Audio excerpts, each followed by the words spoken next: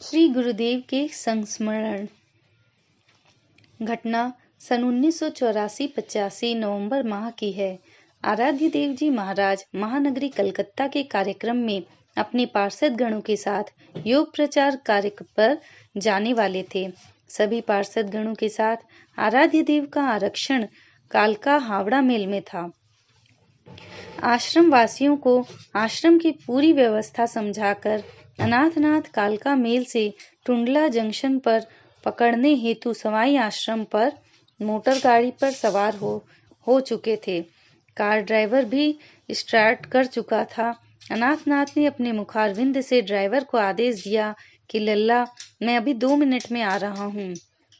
गाड़ी से उतरने के बाद अनाथनाथ ने आदरणीय भाई श्री रामाश्रय जी के कंधे पर अपना दाहिना हाथ रखा, जो गाड़ी के पास ही खड़े थे, एवं 10 कदम दूर ले जाकर उनके कान में कुछ बातें कहीं।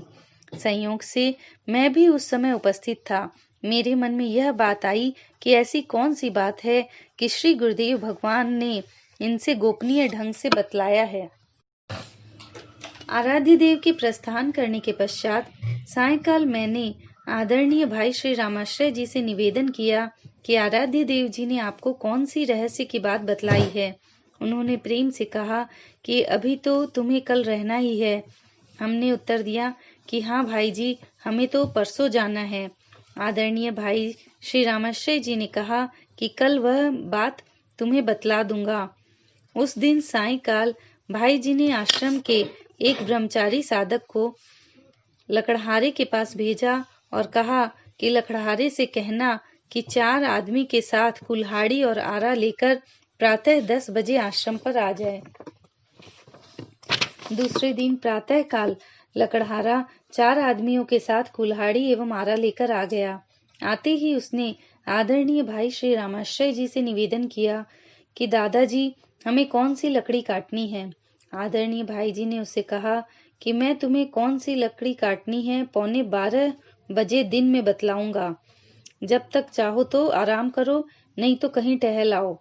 ठीक 11:10 पर भाई जी श्री गुरु भवन के सामने स्थित कदम के पेड़ के नीचे बैठ गए एवं एकाग्र मन से श्री सिद्ध गुफा के ऊपर देखने लगे एवं श्री सिद्ध गुफा के दर्शनार्थियों को आधे घंटे के लिए रोक दिए एवं कहा कि अब कोई गुफा के नजदीक न रहे, सब लोग दूर हट जाओ।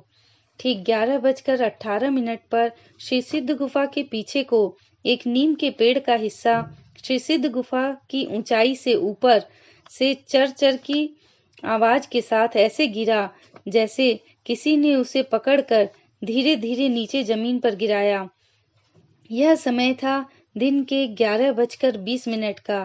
पेड़ के जमीन पर गिरते ही आदरणीय भाई श्री रामाश्रय जी ने लकड़हारों को आवाज लगाई कि गिरे हुए पेड़ की लकड़ी काटकर फटाफट श्री सिद्ध गुफा से अलग करो। चारों लकड़हारों ने अथक परिश्रम करके गिरे हुए पेड़ के टुकड़े टुकड़े करके श्री सिद्ध गुफा से दूर लगाकर रख दिए। सूर्यास्त के समय तक लकड़हारों का कार्य समाप्त हो गया था। आरती के बाद सायंकाल मैंने आदरणीय भाई श्री रामाश्रय जी से प्रश्न किया कि भाई जी, अब तो बता दो, आराध्य देव जी ने योग प्रचारार्थ जाने से पूर्व आपसे क्या कहा था। आदरणीय भाई ने बतलाया कि श्री गुरुदेव भगवान ने अपने मुखारविंद से जाते समय यही कहा था कि लल्ला, कल दिन के 11:20 पर गुफा के पीछे का यह पेड़ की तरफ इशारा करते हुए बोले, यह पेड़ गिरेगा। तुम आज ही लकड़हारों को सहेज दो कि कल पेड़ गिरने के साथ ही उसके टुकड़े टुकड़े करके गुफा से अलहदा कर देंगे।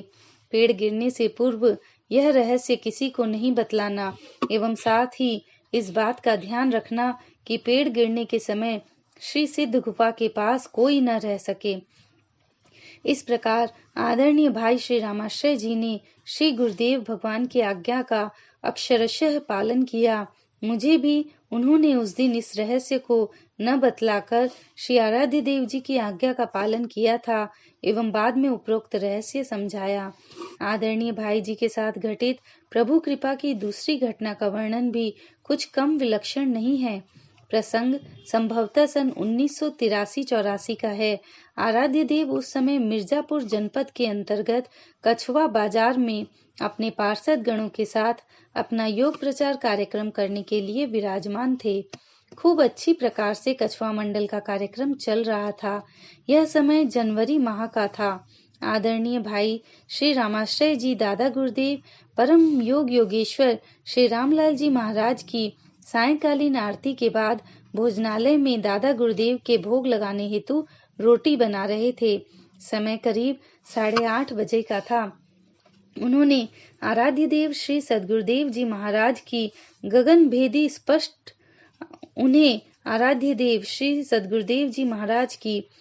भेदी स्पष्ट आवाज सुनाई दी।